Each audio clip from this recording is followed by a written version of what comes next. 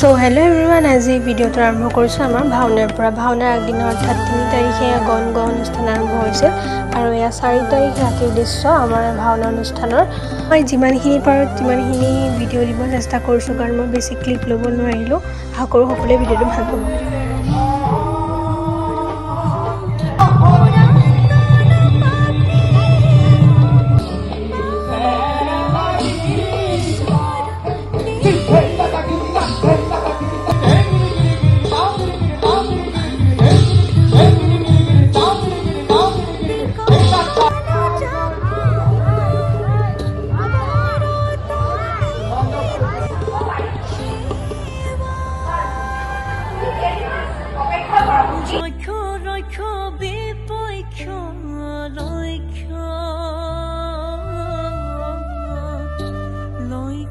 Kshoya